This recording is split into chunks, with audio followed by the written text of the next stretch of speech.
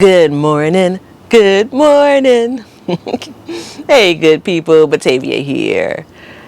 Yep, That double good morning is the sign that I'm in an especially good mood this morning. I'm super excited. I'm back to my morning routine after a handful of days off. And there's something about routine that kind of feeds me. And specifically, my morning routine includes kind of the walk around the garden. But we're not just going to walk around the garden. I want to share some things that are doing really well in the garden. But I really want to dig into fall plans. Like, I need to make room for my fall garden.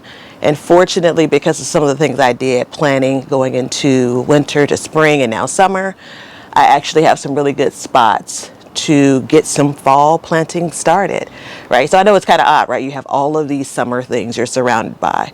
And for me, I'm just starting to enjoy and actually harvest and pick those things for my summer plants.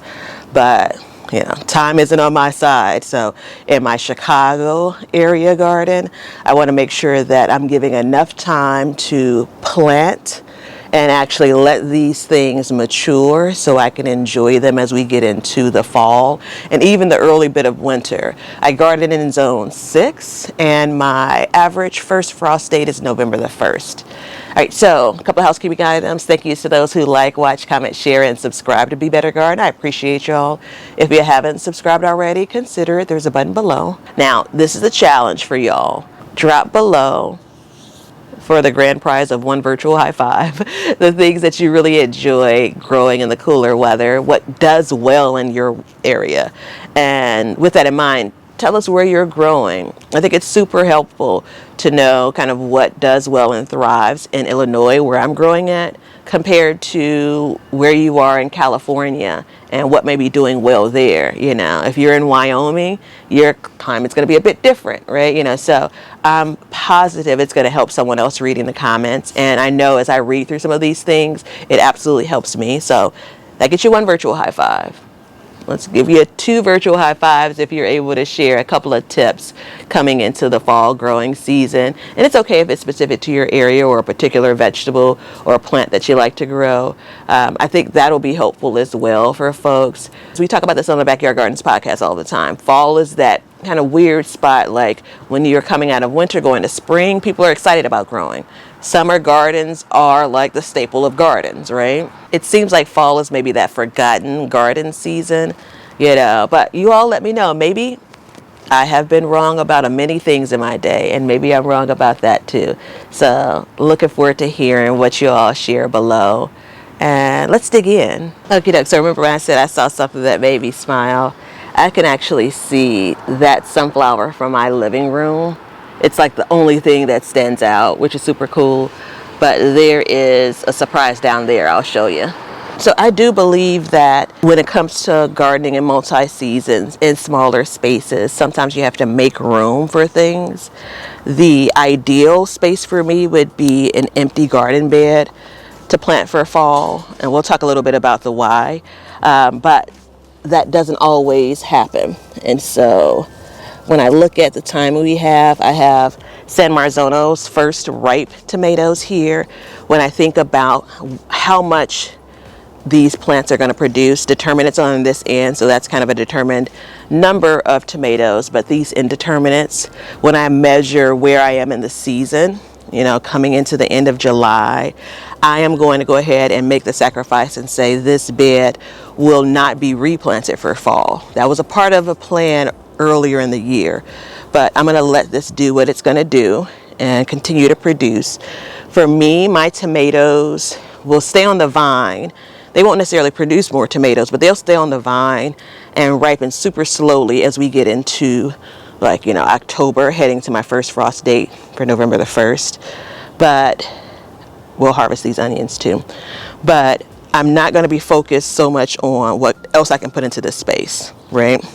We'll look at other spaces for that. One that's kind of not as optimal, but we'll see what happens, is, what's that flower there? That's funny.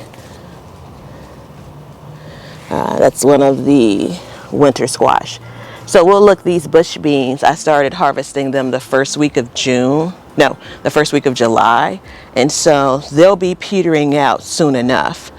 My notes for this is I could have planted much more densely. I didn't because I expected the plants that are along the trellis to actually have grown up, which they didn't. So here we are. But once the bush beans are pulled out, I may be able to put in some, maybe some slow growing stuff, maybe some spinach. You know, you think about going into the later month, even planning for next year's spring spinach. I could do some lettuce. The challenge for this space is going to continue to be the sunflower stalks. They're just so wonderful. So it's almost a sacrifice I've made. This is more a sunflower bed than it is a green bean bed. I look here, there's just not a lot of room for sun to get through, and that's the reason why some of these things have struggled in this bed. So the front yard will mostly remain summer plants until they're done. I was out here last night with deadheading, or I guess, you know, just picking up some of the blooms from my hibiscus plants, which is normally a morning activity, but I forgot and left my bucket out here, so I shouldn't have too many more to pick up this morning. Just trying to keep things tidy. So you think about some of these things. Cucumbers are just starting to produce, and so for this space, it's just not that convenient to replant it, so we'll leave it as is. And these are just the decisions you're making, you know, what makes most sense to try to get another crop in before the season wraps up, the growing season as a whole, and what makes most sense to kind of just let it be. So front yard garden, in part by design, a lot of the spaces will have just a single crop growing. In part, it was also based on my timing. So okra is just getting some height on it. And with that in mind, this space will remain okra and peppers throughout the rest of the year. Potatoes, I expect to come out at some point in August. And so that still gives me some time to get some things transplanted in, or some super short growing crops like, you know, radishes. You could do some leaf lettuce. You can do arugula. You could do spinach for the purpose of baby leaves, right? So if I'm thinking maybe even 3 weeks, 4 weeks from now, maybe even longer before I'm able to replant that space, what can I plant going into more like September to actually get a harvest? If I have transplants, those will work well too. I'm going to direct seed some carrots here. So this is that example of absolutely open space. It's obstructed by some of the things that are growing in the garden, but it still should be fine. There still should be enough light to have these carrots basically produce, right? Probably harvesting once it gets a little bit colder, which is fine. This space, based on when I planted these tomato plants went in June, mid-June as a matter of fact. So I had plans originally of at least covering 2 seasons, like a summer planting here and then a fall planting, but I'm going to give myself some grace and accept the bounty of tomatoes that will come out of this space and not worry about what else I could squeeze in, if I could pull out tomatoes and plant something else. And that's okay. I'll also make some notes for some adjustments when I'm considering next year's garden and how to get the most out of the space. That's a part of what we're kind of turning over, right? You know, it's not just, hey, plant something else. It's more or less, how can you get the most out of your space and enjoy it? So yeah, this doesn't look like any melon. I'm thinking that I mixed up some things and either direct sowed or transplanted some squash. That looks like, to me, the honey nut squash that didn't really take off in the very first narrow bed that's surrounded by sunflowers, which is super cool because without this, I wouldn't get a chance to enjoy that winter squash this year. Now the question is, if I accidentally planted it, what didn't I plant for my melons? So we'll have to see. These are our watermelon vines, which I just recognize, so I know that that's it. And I think that these are very likely the cantaloupe. And so I think what I may have missed out on is maybe the mango melon, which is unfortunate. We'll see. We'll give these things a chance. These two narrow beds, so if you look at the way that these melon vines and I guess squash vines are kind of coming in, there's not going to be a whole lot of room to grow in this space. I had plans on something like carrots. I think it was carrots in one space and maybe like cauliflower in another. I still have an opportunity to do that. Time is ticking. I need to make a decision in the next week or so. So it may be more like quick growing fall plants here. Maybe bok choy, because I can actually cover it from the cabbage butterfly as well and not worry about the plants getting huge. I wouldn't start bok choy for another few weeks because I don't want it to bolt. But this is about kind of making the adjustment. You're making room for these plantings. You're making adjustments to your plan. If carrots are going to go in here, they need to go in. Like now. So this space over here,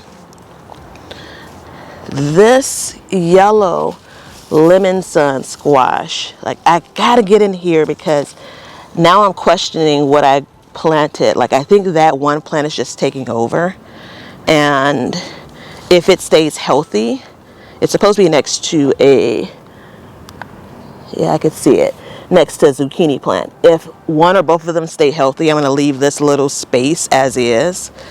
Corn, based on the size and when I would expect it to actually produce, kind of again going into August, I'll have room to come back in and do something small in this little space. It's 3 by 5 by 3 by 5. This little corner of this bed. That also depends on how the cucumbers do on this side, how much they kind of crawl around. So again, just looking for opportunities to squeeze some things in, but being conscious of every open space doesn't necessarily make the best space. As I was watching the bees here, I just realized that I only have one flower here, so that I don't have anything to pollinate it. So chances are that, yeah, that's kind of sucky. So the winter squash has produced, but there's not a male flower around. It'll be interesting to see if maybe it's cross-pollinated with something else and what happens. All right, updates to come. All right, so we are in various states of transition here, but this space will be dedicated to kale. It's been the plan. I'm going to stick to it. I'm going to do a bunch of different varieties of kale. This will also be, these containers I've held out, will be more cool weather crops. So think radishes, think, leaf lettuce versus lettuce that it's going to actually produce a head. I've kind of saved those spaces for that. I may come in and do one container of carrots, maybe some short sized carrots, potatoes, corn, okra, another tomato. So I'm thinking this will go through the end of the growing season. Okra will probably do the same. Corn will eventually come out, so I'll be able to come back in and plant something quick. Potatoes will probably be the last thing that grows in these 2 grow bags, just based on the timing when I planted the seed potatoes, when I expect them to produce. They're still in their growing phase. So those spaces probably won't open up, which is okay. Cage baby, collard greens down there, which will stay hopefully for the entire rest of the year. Right, so I harvested, I think, collards in January of this year that I planted last year. Sweet potatoes won't come out until we get like right up on the frost, so I don't anticipate having time to replant in this space. Here we're gonna do peas, green peas, and it's just me subbing that in because the pole beans I had planned to have growing here just never took off. So we'll see what we want to do when it comes to, I think the tomato plant won't interrupt it much. I'll have to look at, I think that they are companions, tomatoes and peas. I don't think they have any issues. Generally, they're not growing in the same time since tomatoes are heat-loving crops and peas are cool weather loving crops. Our celery, we're getting close to harvesting. Looks like a June bug there. So we'll get close to harvesting. I won't worry about probably replacing anything here. Maybe a couple of heads of lettuce starts can be dropped in without disturbing the sweet potatoes.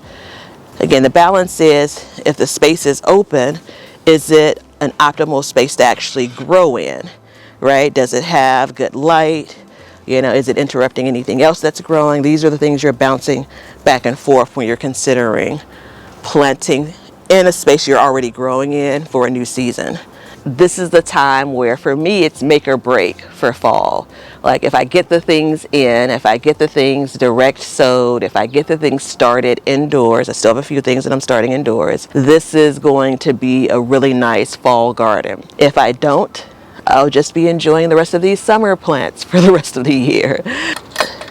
These beets, maybe we'll put a head of lettuce. It's nothing real big when it comes to what we'll replace, but I am going to have a fully open bed because my onions are starting to flop. You may have noticed that when you saw that second bed in the front yard with the tomatoes and the peppers, those onions have started to flop, which is a sign that they're done growing like this. All right, I will harvest that. And here's the update on the onions. Some of them got a little bit of size on them, but I'm convinced these are Spanish sweet onions. I'm convinced it's just based on the late planting of them. That's the reason why they didn't size up much more. But I'm still taking it as a win. Quick note unrelated to fall, but just planting. This is one of the weedier beds in my garden, and that's not ideal for onions. So I'll have to keep that in mind when I want to grow some things like that in this space on this side of the garden. This potato space, I'm going to absolutely come back in. This is actually a 4x4 foot bed. So I'll come back in once I harvest these and put something in for fall. My gut tells me I'm probably going to leave that 7 foot by 4 foot bed as is because it has this mixture of crops. We have the cucumbers mixed in here. There's some potatoes. So we'll see. I think maybe I can manage at least a small space from here over. Once we harvest the corn and potatoes, I may be able to make some use of the space. Oh, look at that. Oh, I don't want to scare you away, beauties. One of the things, and if I can share a tip, one of the things that I want to make sure that I keep in mind when I'm trying to make room for fall is that there's minimal obstruction.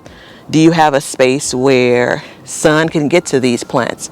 We're going into every day losing minutes and minutes of sun, and so that's going to impact the growth of these things we're putting in for fall, right? And so you want to make sure that if you can, you don't have anything that's going to block the sun that's really, needed for these plants. So I feel pretty good about this space. Over here, this is, again, a good space where I can actually plant a couple of things, but there won't be like massive harvests. I cleared out the broccoli plants, and so what's that, about maybe 2 feet that I'll be able to put something in. Clear shot to the sun, no real obstructions. Remember we talked last time, cabbage will be coming out. I'm going to direct sow some things here. I didn't chat much about that.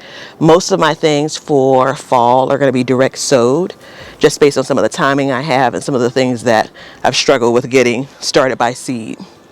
So we're going to take advantage of open spaces, absolutely. Just as a quick update, planted out not for fall, but kind of my last of the summer replantings. This GreenStalk, I put all green beans in. Since I've had some hit or miss luck this season with planting green beans and them growing, I wanted to make sure that I came in and gave it kind of that last try. So this space will remain what it is. The peppers I'll leave in until frost comes. Or just before the frost comes, I'll harvest all of them as they produce. For the Vego bed, all summer plantings with the exception of the chard and the onions and the celery. So like what, a third of it? So the rest of it, onions will of course come out, right? But this narrow space, you consider the leaves for the eggplants. It's not a lot of room for something to grow and grow well here, and so we want to kind of balance what we're spending our time on. I will come back in and tuck in some spaces for some of these green stalks, like these beans that are starting to take off. Once they get done, I'll have an open pocket, and so I'll come back in and drop a couple of things. Again, more quick growing things. Same thing I'm going to do here. I'm probably going to put my very last bush beans for the season in that space. Cooler weather crops, I probably should start some Swiss chard. These containers, we'll see how they do. I have the signs, early signs of maybe with squash vine borer damage over on the zucchini plant. I've gotten a couple off of it already. We'll keep an eye on it. So for those containers, I may end up replanting it. All right, so I appreciate y'all spending some time with me.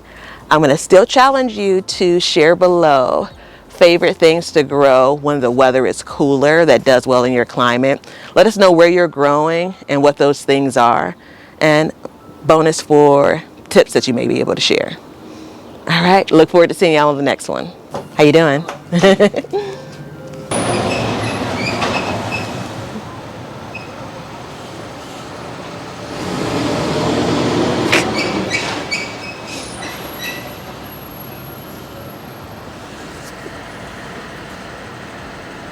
Well, I'm back to my regular morning routine. I must admit today I'm later than I ever am when it comes to this. It's 7:30, and so every part of me wants to finish this cup of coffee right where I am. I have a chair to put together, like a bar stool size chair, and the thought is if I put it right here, it has a back and everything. Like, I want to be comfortable when I sit, right? If I put it right here, I could sit with my coffee cup on the front porch. It takes some time, but garden dreams do come true.